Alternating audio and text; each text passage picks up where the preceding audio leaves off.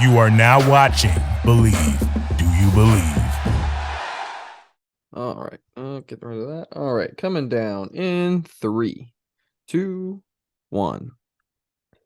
Welcome in to another edition of the Believe in Mavs podcast. As always, I am your host, Wyatt Huskins, joined by Alex Tassopoulos. And Alex, we got a much-needed win against the Oklahoma City Thunder last night, 121-114. Get a little revenge on the last game. This one doesn't go into OT, although we did try to give it away at the end, and I have to admit, I am guilty of pushing the panic button in the first quarter. We started off real slow. I thought that shooting slump for everybody was just going to continue through the whole game. I panicked. I almost lost it in that first quarter, but we turned it around in the second quarter, putting up 43 points to 24 for the Oklahoma City Thunder. And Alex, what did you identify in that second quarter, whether it was just the shooting or was there something else that you saw that really elevated the Mavericks to this win? Well, I just want to touch on the first quarter because for a second, it looked like the very first 3 minutes of the game, it looked like we were going to win by 30. Yeah. We went up 12-0, and then all of a sudden it was 16-15. Absolute roller coaster. Yeah, and then they end up winning that first quarter by 5. What did I see? I mean, I saw the non-Luka minutes going our way, which is great. I think in the last 8 games, I've seen a stat, maybe it's 6, that Bullock, Luka, Maxey, Tim, and Spencer are all shooting over 39% from the three-point line. I got that stat for you if you want it. Yeah, please. It's 8 games. Shout out to Dalton Trigg, covers the Mavericks. The last 8 games, the Mavs shooting 3-point shooting percentage for Luka, 40.8%. Tim Hardaway Jr., 46.5%. Dinwiddie, 41.9%. Maxey, 46.2%. And oh my God, do we need this from Reggie Bullock, 39.1%. Dude, it's December. It's time to get going. Reggie Bullock. Yeah, so I think we saw a lot of shots fall. I really want to commend Spencer on that second quarter and also this entire game. I thought, he can beat guys when he gets the right matchup. He can get downhill on bigs really easily. And obviously with his length, he's such a good finisher at the rim. And that step back has been falling, that kind of late shot clock. What are we going to do? Throw the ball to Spencer, especially when it's the second unit out there, and just let him do something and put a shot up. It's been working out a lot more, probably than it should, just because I don't want us to rely on that. That's not something that that's not something that we should consistently rely on, but Spencer's ability to break guys down off the dribble, get a full head of steam going towards the cup, and still be able to kick out to shooters, I thought was really, really good in this game. And he trusted his guys. That comes with trust from his teammates too. It's not just Luka trusting the other guys, but it's Spencer being able to create. Same thing with Christian, when he tries to go ISO ball. And trusting that if they need a bailout into a catch and shoot 3, that our guys are going to have a decent chance of knocking that shot down. I really loved, though, in the fourth quarter with 5 minutes to go, us running the ball through Spencer. Yes. And having Luka either set a screen for him and then get into kind of a pick and pop situation where then he could attack the guy off the dribble, or he could, get into his step back. Obviously he's not going to shoot it right off of the catch. Yeah. That's just not what he does. We don't want that. I don't think. I think we do. I think we like the idea of it. I don't think we like the results that he just got to get himself in rhythm. But here's the thing is we talk about the personnel of the Mavericks and we're always wanting the second star, a tertiary star, whoever it is. And if that person is on our team and say we trade the farm of assets that we don't have for Zach LaVine and he's playing with Luka. Zach LaVine's going to need the ball in his hands at some point to get going. And he's a really good slasher. And Luka's going to have to figure out how to catch off the shoot. Or how to shoot off the catch, excuse me. But I really liked that look of Spencer kind of controlling the tempo and then Luka getting the edge on a guy from the wing. And it's less, especially when Lou Dort is wearing him down the entire game. Get the ball out of his hands and let him take his breath for about 10 seconds, and then he can get into it and go get us a bucket. Yeah, I really liked seeing Luka getting that switch that he's looking for off the ball. I think that's super important, just to get he doesn't have to bring the ball up court, just a little bit less energy he has to expend, especially like you said, when a guy like Lou Dort is just hounding him the entire game. That dude plays physical basketball, especially when he's defending a guy like Luka Doncic. Seems like he steps up. I don't think he gives any less effort for any other games, any other superstar, but with a guy like Luka, I think he has that extra oomph to him and really, really likes to, get in on a guy's inside. And it was great to see him playing off the ball. I really would like to see Luka catch and shoot a little bit better, but like I said, I do think he, at this juncture still has to get into his rhythm. Spencer really creating for others throughout the entire game. And I thought, the first quarter, Spencer didn't take the first quarter off. And I'm not saying that he, like I said in previous episodes, I don't think he ever does take the first quarter off intentionally. I think that it just happens when Luka's getting his, and it's really unfortunate. I don't think I saw that today, or yesterday, I should say, during this game. Spencer was engaged and was able to get the ball going and get the guys going. I think that was a big reason why we went on that 12-0 run to start the game. Unfortunately, the way this Mavs team is constructed, you can't afford to leave him in throughout the entire first quarter, even if you would like to, even if he is hot. It's just not how we can do it. We literally don't have another ball handler, especially when Josh Green is going to miss a few games. The other things, I'm trying to think of anything else that I saw. The zone defense was a big one, especially in the second half. I thought was major. I think we implemented it in the end of the first quarter and in the second quarter as well. But I really like the zone defense. I wish we could run that the entire time that we're on the floor. And you just can't run that in the playoffs. You just can't. Well, you can sometimes. You can sometimes. Or you can run it for a brief stint. And against a team like the Thunder, where if you just go roster top to bottom, like, yeah, Dort can shoot a little bit. Poku's not a terrible shooter. They just don't have any true shooters. Right. And even Jalen Williams, like I like his shot. Look, man. But Giddey's not a shooter, right? Isaiah Joe's not really a shooter. Baisley can't really shoot. Whoa. I got to push back. Isaiah Joe is Stephen Curry when he plays against the Dallas Mavericks. I don't know if he is like this against any other team, but this dude just drains three-pointers when he plays against us. And and he gets wide open looks somehow. I mean, he's shooting 47% this season, but he's only attempting 3 threes a game. So he attempts like 10 against us. I swear, like this dude is just cans them when he's playing us, and we just keep leaving him open. I don't understand. That was what really, probably the one thing that frustrated me, aside from like, the end of the first quarter and then that trying to give away in the fourth quarter, but. Yeah, Isaiah Joe just keeps getting open looks against us. Another Mavs killer that we just can't seem to identify, even when he's lighting it up. I'll say, I mean, if you're an assistant coach and you're in charge of defensive scouting, right? Like you're going into the game, communicating to the rest of the team. We want Isaiah Joe to beat us. We want Isaiah Joe to score 26 points on us. I don't know if I want that, because he did beat us last time. Well, the last game, he was the guy, to me, the key reason that they beat us. He was the only reason why anyone is getting beat by the Thunder is because of Shai Gilgeous-Alexander. Oh, especially currently, he is on a tear right now. Obviously we talk about the Mavs. This is Mavs podcast. I want to give him his flowers a little bit. I mean, this guy, I texted a buddy of mine who I talk hoops with all the time last night. And I said, are we sure that we wouldn't take Shai over Ja Morant? I texted him that, and he said, I can't. I would 100%. Yeah. He said, no, I'm not sure that I wouldn't take him. I would take Shai. And I was like, I think he offers a more versatile offensive skill set. I mean, athletically, no one can compare to Ja. And when he has a full head of steam, all he has to do is retreat dribble 5 steps, and then he goes at you, and his speed and his quickness, his crossover.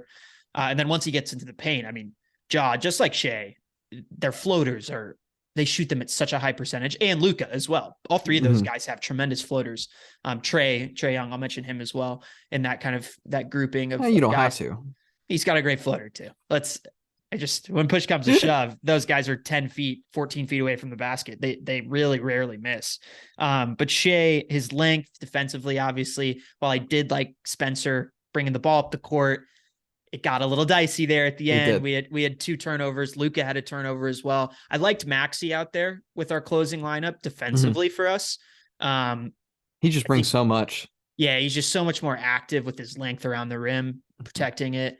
And I felt like he rebounded pretty well. I would love to see a game where Luka didn't lead us in rebounding. Good luck. Spencer wasn't our second best rebounder in the game. Like I will say Dwight Powell did an excellent job on the offensive boards this game. He brought forth a lot of effort, and he was getting us a lot of second chance opportunities, I thought. Yeah, I mean, played 15 minutes, had 0 points, 0 assists, and 3 hey, rebounds. I mean, I didn't even look at, when I said that, I didn't look at the stat sheet. It just seemed like that's he the was thing, giving right? us Is like, that. this is a point that every Mavs fan and media member has talked about ad nauseum. Like, that's our starting center, right? Yeah. Like that guy. But then there are games where he turns into a role playing center off the bench, and he plays 15 minutes, and that's just what it is. That is what it is. But obviously, like we love Dwight's energy always. But Reggie, nice bounce back game. I thought Frank actually gave some really good contributing minutes defensively, especially at the end of the game. Yeah. I didn't feel like he was a liability out there. No. Which I feel like I can feel sometimes about Frank when he's out there, especially on the offensive side of the ball. But then he comes up with a big steal, and you're like, okay, this is why he's out there, that length. And of course he's going to get extra minutes when Josh Green's out. So big game against the Cavs coming up though. Yeah, we'll see what happens there. I'm glad it's at home. I'm glad we'll have that energy of home court advantage. I hope that the guys are ready for this game, because it's going to be, if they're not ready for it, it's going to be a slap in the face, especially with those 2 big guys down low. I don't know if J Kidd adjusts the starting lineup because of that matchup. I would like to see something like that, especially when you have a guy like Maxey coming off, a really great defensive performance. I would maybe like to see him in the starting lineup, and just move Doe up and maybe move Spence to the bench. But, at the end of the day, I kind of doubt that it'll happen. But I think that with this team, with the depth that we have, and not really, I know Spencer is our second best player, but with just the kind of the interchangeable lineups, I would like to maybe see a change. I don't know. How would you feel if we were to insert Maxey into the starting lineup? It's interesting because I think if we throw Maxey in the starting lineup, you're saying keeping Dwight in there, right? Yeah, I would keep Dwight, bumping Doe to the 3 basically, and then Tim at the 2 and Luka at the 1. Right. I would rather us play aggressive to the matchups that we can win and start Spence alongside Luka in this game, so that and not Luka go to and their Spence, matchups. right? And so that Luka and Spence can attack Garland and Donovan Mitchell. Donovan Mitchell, who's playing better defense this season than he did against the Mavs last year in the postseason. That's not hard to do though. He was abysmal. Do you think he'll have PTSD? Because he'll just see us and just revert back to his old ways? No, he's a competitor. I mean, that team's balling right now. But I would love for Luka and Spence to attack those guys early. And as much as you can, this is a game where I don't think Luka has to play for the switch, because the switch more often than not, unless Okoro just has the assignment of guarding Luka the entire game.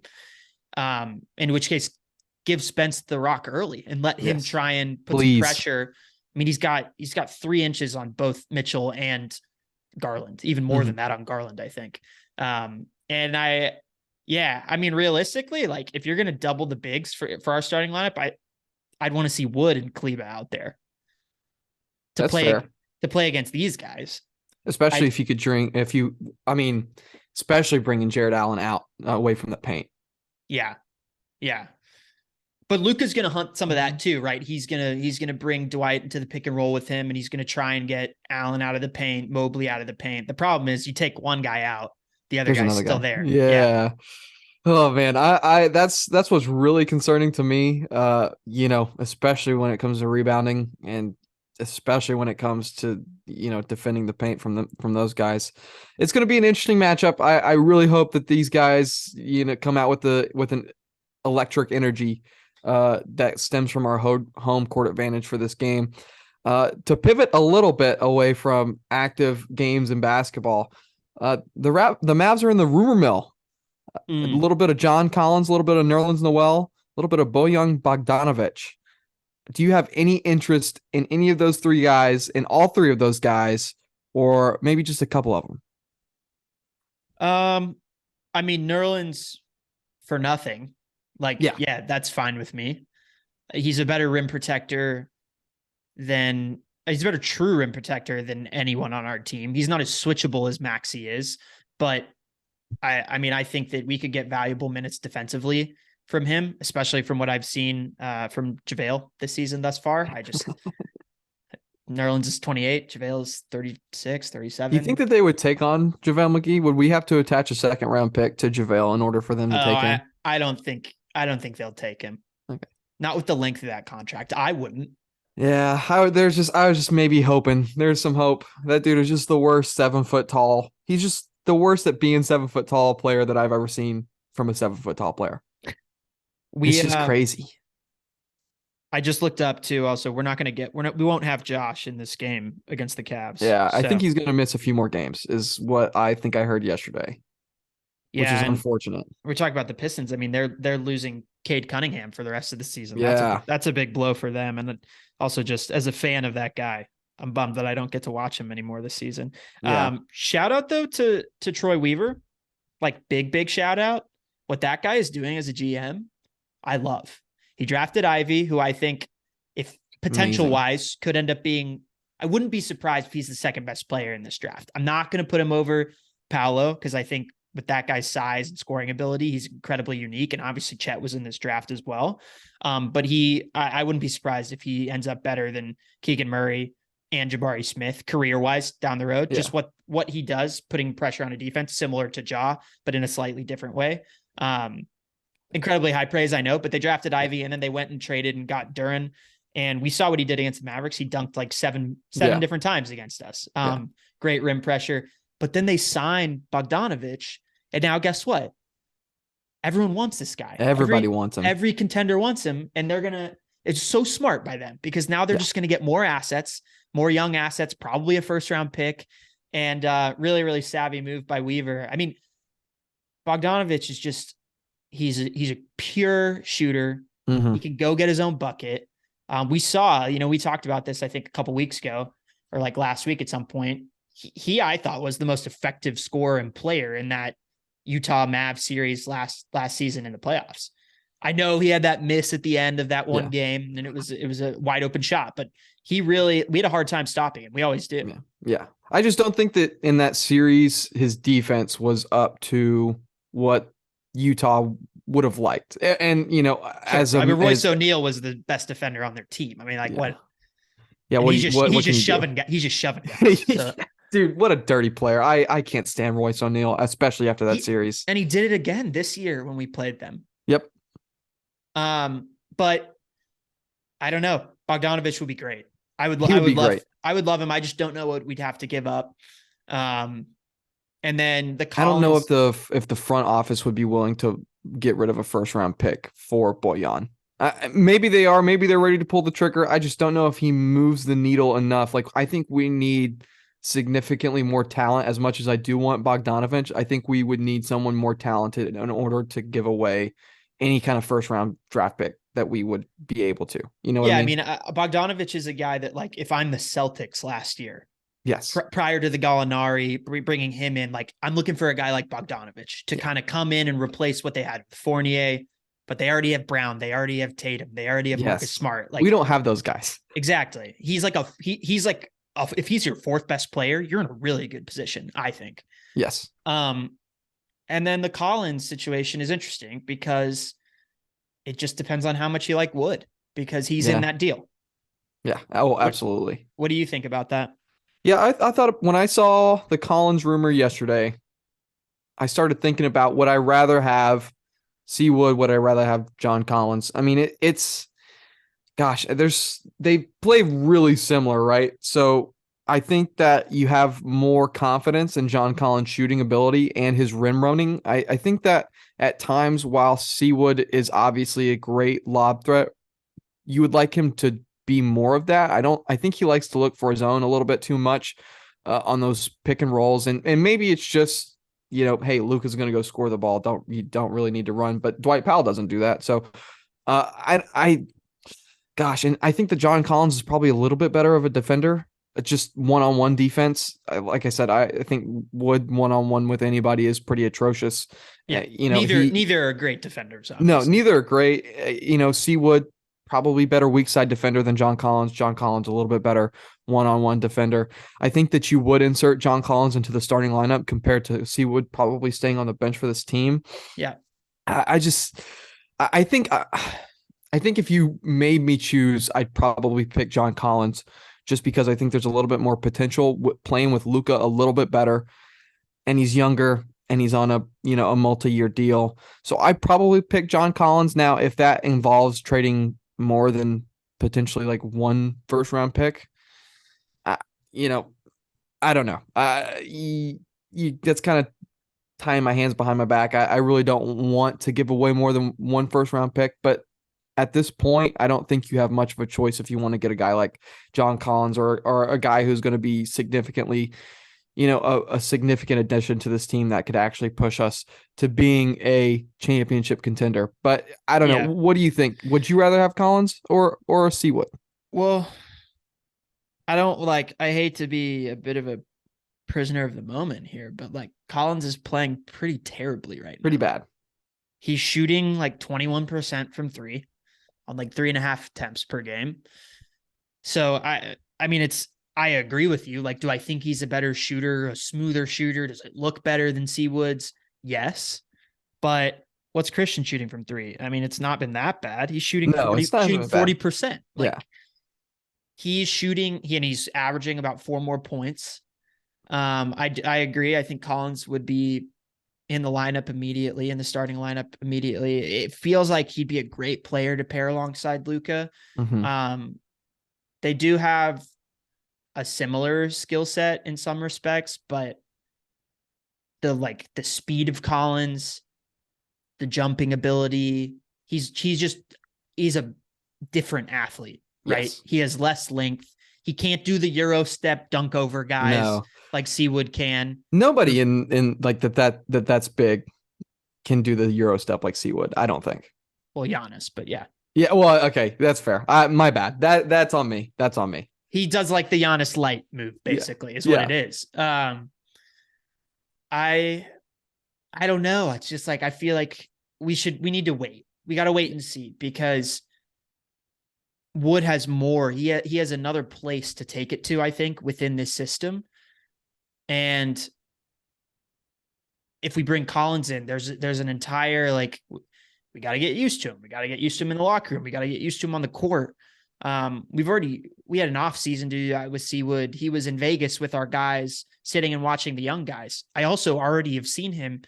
This guy's been a leader since day one, whether he's had contentious communication with Jay Kidd or not. He cares about these young guys. He is a guy that clearly has Hardy under his wing right now, which I like to see. And I don't know. As far as like a cornerstone rim protector, like if we put an defensive anchor in the paint at his best, I think Seawood is a better pick there than Collins because of his size. And so we have to trust J Kidd, I guess, enough to like turn him into that. You hope so. Yeah. Yeah. I'm making my decision based on, I assume that John Collins is going to regress to his mean, or I guess, yeah, it's regressed to the mean. It's always regressed to the mean. Even though that he really sucks right now. And if he regressed anymore, then it'd be unfortunate, but it's you bring up some great points. I think it's just such a hard decision in my opinion. If you could guarantee that one Seawood becomes that rim protector that we think that he can be, like, I think that he has such potential, especially to become on that weak side and get a bunch of block shots. And two, that you could guarantee that after he does do that, he re-signs with the Mavericks in the offseason and doesn't choose to spite Jay Kidd for not starting him the entire season and go somewhere else to start, I would definitely take Seawood, I think. But there's those two factors compared to what Collins brings. I just don't know. I don't know if that's why I say we need more time, because yes, I agree. The closer we get to February and the trade deadline, the more Deadlines we'll make have deals. Deadlines make deals, as you love saying, and we'll get a better look at what our record is. Yes. And if we have a viable shot of being a top 6 seed. Yeah. And if we do, great. Because then I don't really care that Christian Wood wasn't starting, because that when push comes to shove, we get to the playoffs, he will be, or at least he'll be playing 36 minutes. At that point, it's just a tactical decision not to start him, right? Right. And it it's like doesn't Jason really Terry not starting when we won. I mean, right. He's playing 36 minutes a game. For sure.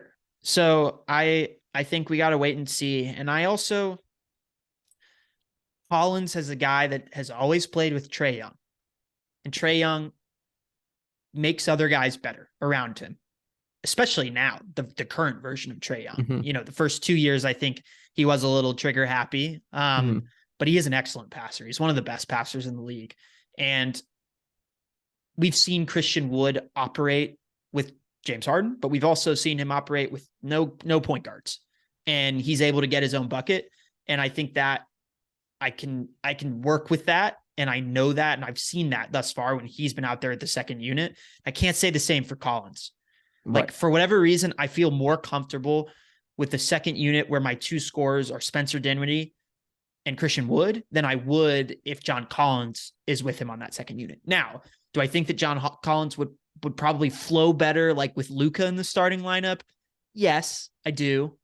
But man, if he's shooting 20% from 3, like, you take the pick and pop out, there's just going to be a guy that's clogging the paint every time on the roll. Unless you have enough shooters out there on the floor that have spaced the floor so much. And, that's how Dwight gets so many opportunities at the rim. Yeah. But I also think, like, some of the opportunities that Dwight gets are because no one respects him. Oh, 100%.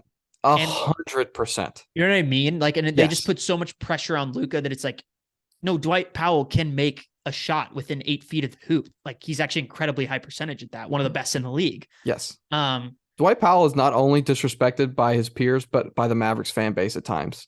Like, this kid is, he's like 30 years old. He is awesome. I am a Dwight Powell fan through and through, just because he does the little things, brings the high energy, and can make almost any lob that Luka throws up at him. Yeah. Yeah.